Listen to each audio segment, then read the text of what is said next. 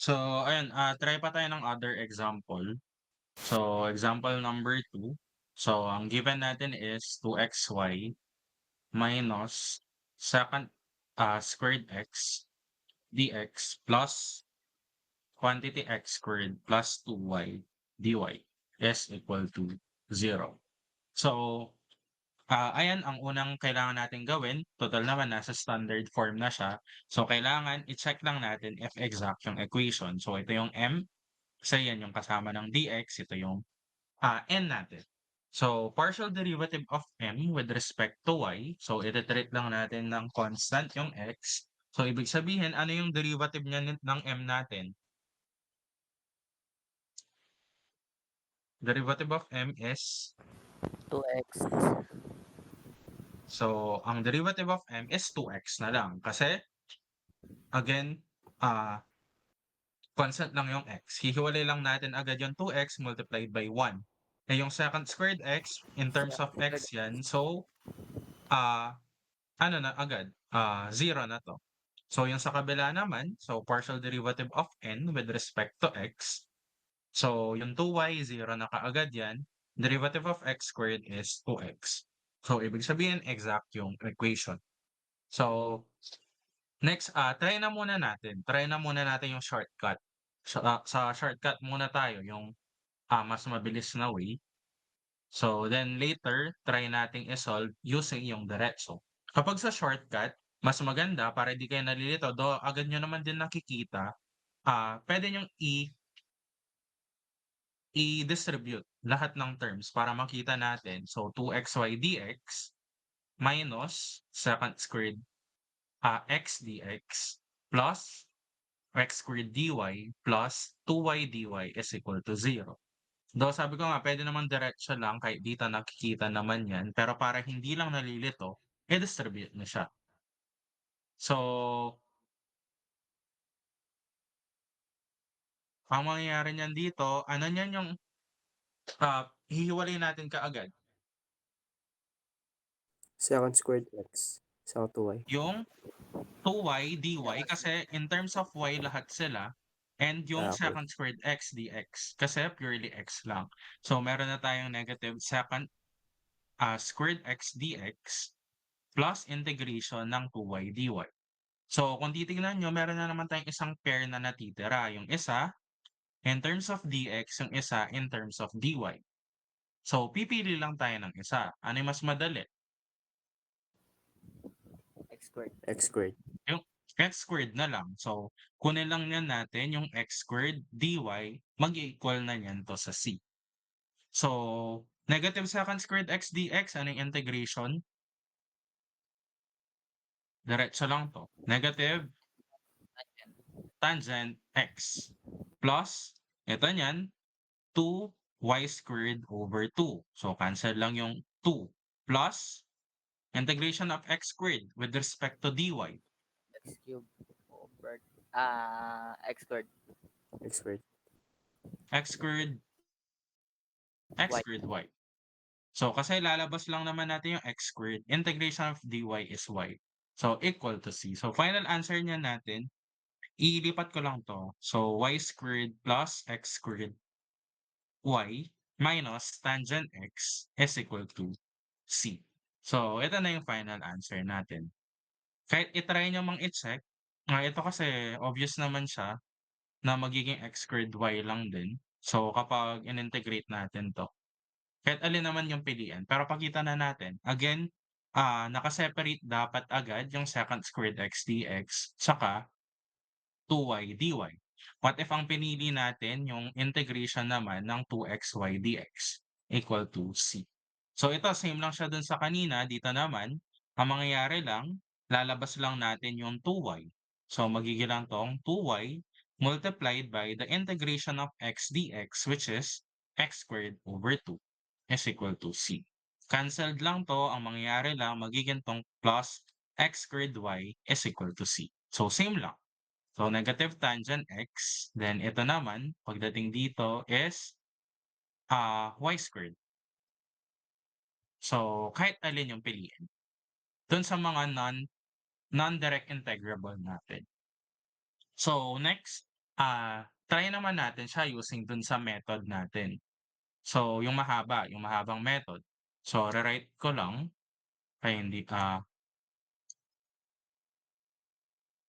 so meron tayong 2xy minus secant squared x dx plus x squared plus 2y dy is equal to 0. So, try natin. Ano yung mas madaling ma-integrate para sa inyo? Yung m ba or yung n? N. Yung n. So, try natin if ito yung kukunin natin ng direct integration, yung x squared plus 2y dy. So, kung dy ito, ibig sabihin ang i-add natin is g of x. So, next, integrate lang natin. Ano yung integration nito? X squared plus 2y with respect to y. So, para di lang tayo malito, distribute lang natin. Though kahit hindi na din naman, so nasa sa inyo naman yun. So, ano yung integration ng x squared x squared dy? X squared y.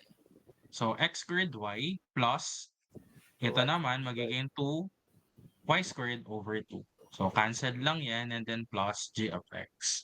So, ang f of xy natin is equal sa x squared y plus y squared is plus g of x. So, ano yung next step?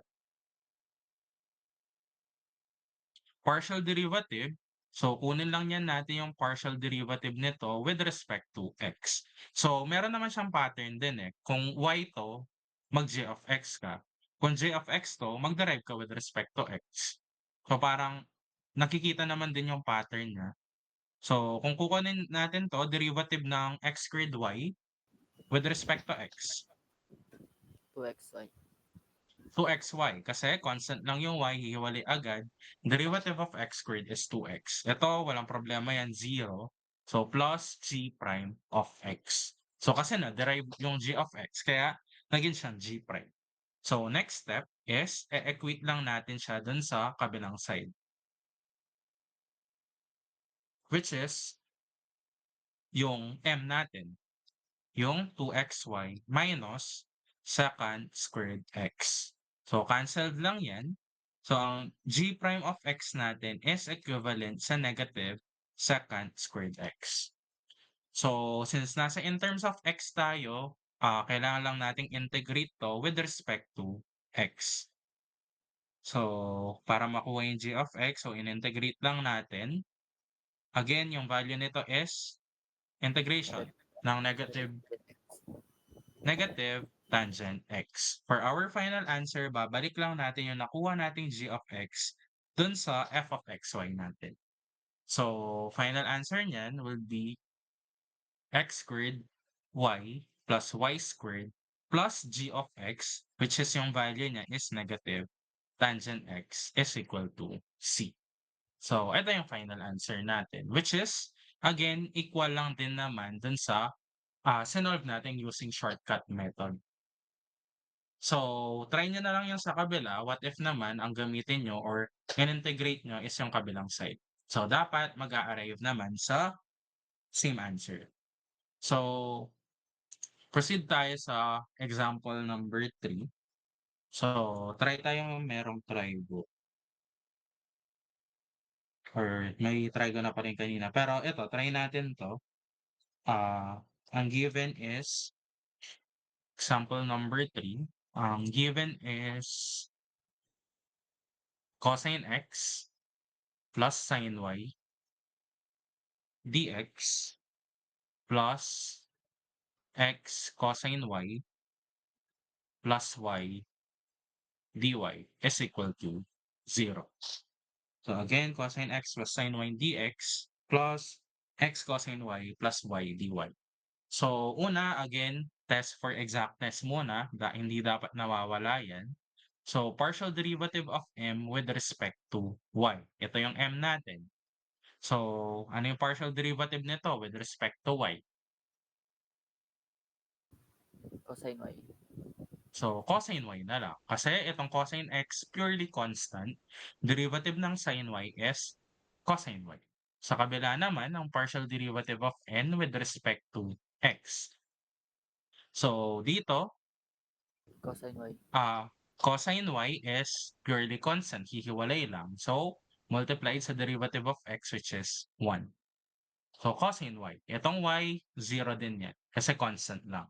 So, ibig sabihin, exact yung equation. Once na confirm na natin na exact siya, pwede na tayo mag-proceed dun sa methods of solution. So, try natin yung sa shortcut muna.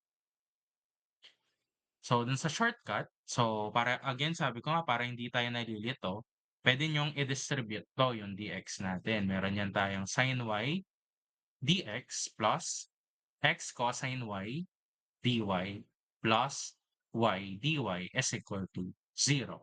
Ano niyan yung mga direct integrable natin?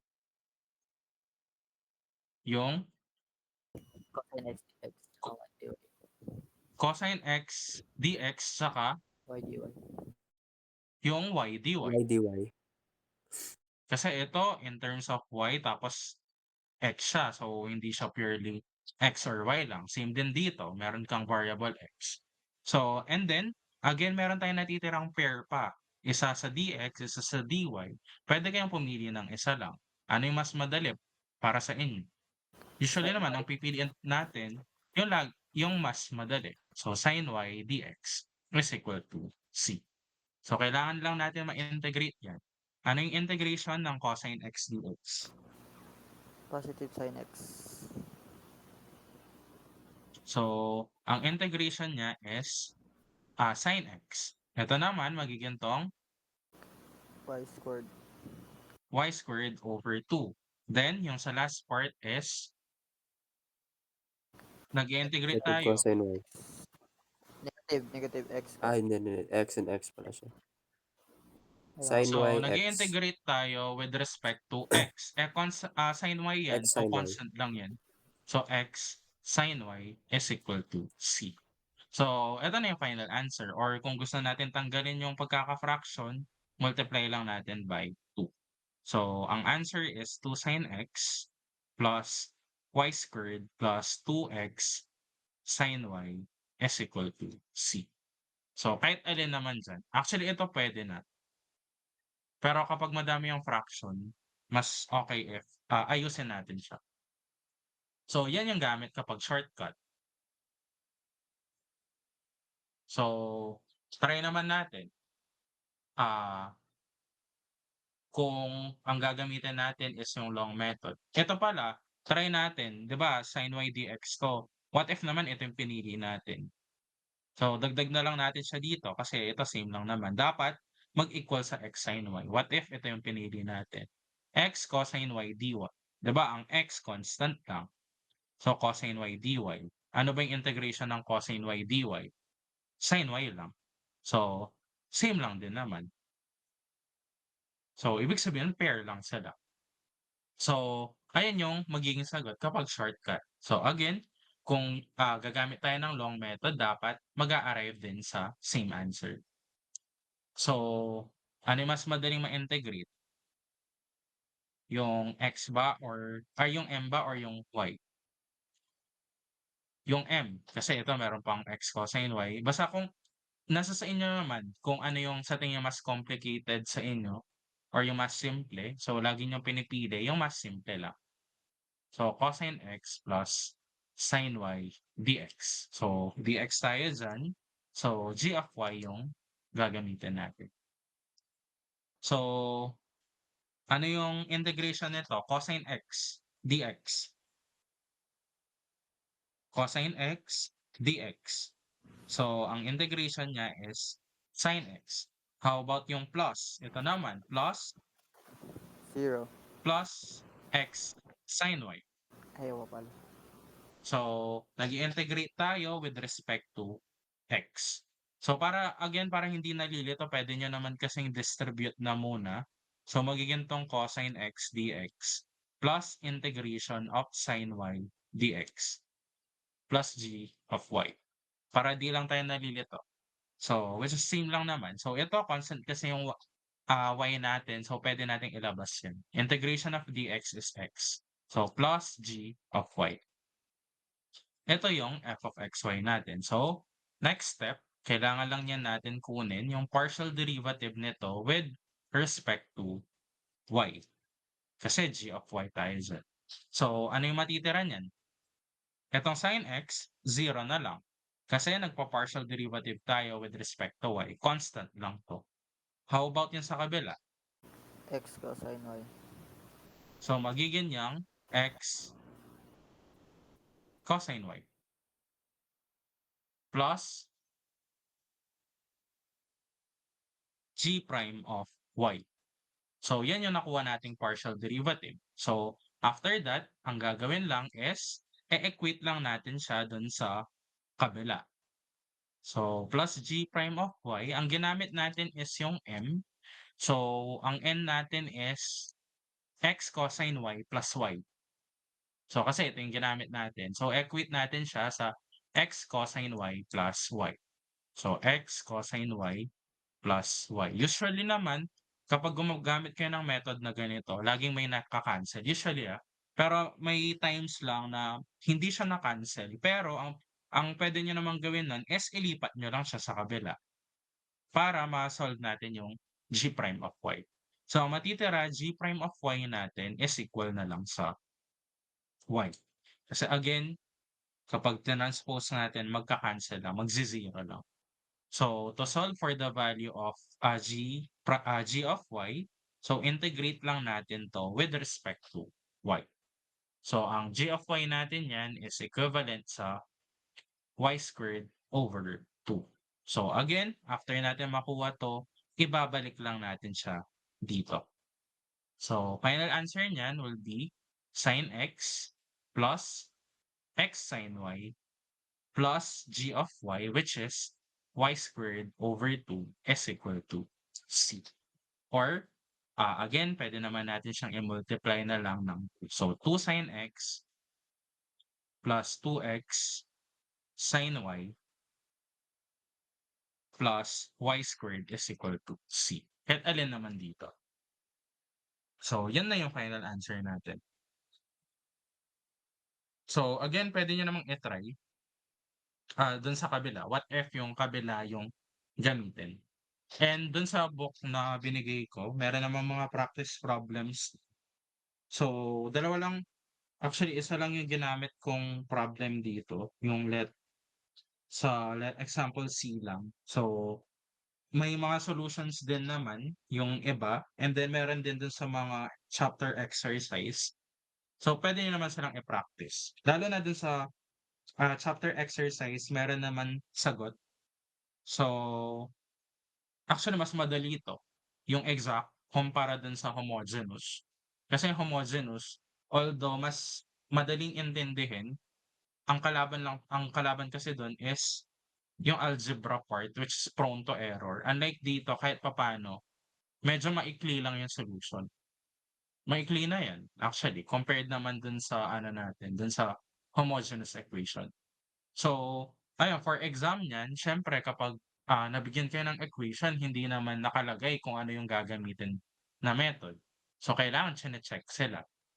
So, check nyo kung variable separable, kung homogeneous, kung exact. So, mas maganda, kabisado nyo talaga yung mga different solutions para makapag-double check din kayo if tama ba yung nakukuha. Kasi if, for example, tinry nyo dalawang solution tas hindi nag-match, ibig sabihin, merong mali dun sa sagot. So, I think okay na yan as examples pagdating sa exact equations. So, pwedeng mag-practice na lang din kayo dun sa book kasi madami naman din dun. So, ayun, okay na yun. Thank you.